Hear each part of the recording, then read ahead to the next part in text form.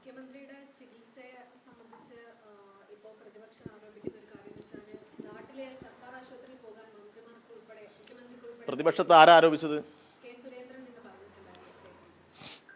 അല്ല, മുഖ്യമന്ത്രിയുടെ ചികിത്സ സംബന്ധിച്ച് പ്രതിപക്ഷ നേതാവിനോട് നിങ്ങൾ മാധ്യമങ്ങൾ ചോദിച്ച ചോദ്യത്തിന് സംബന്ധിച്ച് അദ്ദേഹം പ്രതികരിക്കുന്നത് കണ്ടിട്ടില്ല. അതാണ് ചോദിച്ചത്. പിന്നെ ഈ ഫേസ്ബുക്കിലും മറ്റ് മാധ്യമങ്ങൾക്കെല്ലാം കൂടി ചില പേരില്ലാത്ത അല്ലെങ്കിൽ സ്വന്തമായി ഐ ഡി വെളിപ്പെടുത്താത്ത കുറേ ആളുകൾ നടത്തുന്ന ജൽപ്പനങ്ങളാണ്. മുഖ്യമന്ത്രി മാത്രമല്ല, കേരളത്തിലെ വിവിധ മേഖലകളിൽപ്പെട്ട ആളുകൾ വിവിധ രാജ്യങ്ങളിൽ ചികിത്സ നേടിയിട്ടുണ്ട്.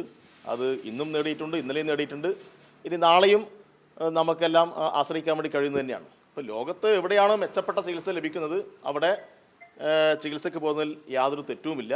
കേരളത്തിൻ്റെ ആരോഗ്യ മേഖല എന്ന് പറഞ്ഞാൽ അത് ജനകീയമായിട്ടുള്ള ഒരു വലിയ വളർച്ച നേടിയിട്ടുള്ള ആരോഗ്യ മേഖലയാണ്. അതിലിപ്പോൾ ഗവൺമെൻറ് നടപ്പാക്കിയിട്ടുള്ള ഒട്ടേറെ പുതിയ മാറ്റങ്ങളുണ്ട്. ഇപ്പോൾ കോട്ടയത്തെ മെഡിക്കൽ കോളേജിൻ്റെ കാര്യം നോക്കിക്കഴിഞ്ഞാൽ രാജ്യത്ത് വേറെ ഏത് മെഡിക്കൽ കോളേജാണ് ഹൃദയം മാറ്റിവെക്കുന്ന ശസ്ത്രക്രിയ നടത്തിയിട്ടുള്ളത്? ഇപ്പോൾ ഹൃദയം മാറ്റിവെക്കുന്ന ശസ്ത്രക്രിയ ഉൾപ്പെടെ നടത്താൻ കഴിവുള്ള ഒട്ടേറെ ആളുകൾക്ക് ആശ്രയിക്കാൻ വേണ്ടി കഴിയുന്ന ഏറ്റവും മികച്ച ആരോഗ്യ സംവിധാനം കേരളത്തിലുണ്ട്. അങ്ങനെ ആ കേരളത്തിലെ ആരോഗ്യ സംവിധാനത്തെ മോശപ്പെടുത്തുന്നത്, അതിനെ ഇല്ലാതാക്കാൻ നോക്കുന്നത് ഈ സ്വകാര്യ കോർപ്പറേറ്റ് മൂലധനങ്ങൾ, ശക്തികൾ കേരളത്തിലേക്ക് ലക്ഷ്യമിട്ട് വരുന്നുണ്ട്. അവരെ പ്രോത്സാഹിപ്പിക്കാൻ വേണ്ടിയിട്ടാണ്. അപ്പോൾ അവരെ പ്രോത്സാഹിപ്പിക്കാൻ വേണ്ടിയിട്ടാണ് ഈ പറയുന്ന രൂപത്തിലുള്ള മുഖ്യമന്ത്രിക്കെല്ലാം എതിരായി നടന്നുകൊണ്ടിരിക്കുന്ന ആരോപണങ്ങൾ. അതിലൊന്നും യാതൊരു അടിസ്ഥാനവുമില്ല. എല്ലാ വിഭാഗത്തിൽപ്പെട്ട പാർട്ടി നേതാക്കന്മാരുമെല്ലാം എല്ലാ ഘട്ടത്തിലും ഇങ്ങനെയുള്ള ചികിത്സയെല്ലാം നേടിയതായി നമുക്ക് കാണാൻ വേണ്ടി കഴിയും.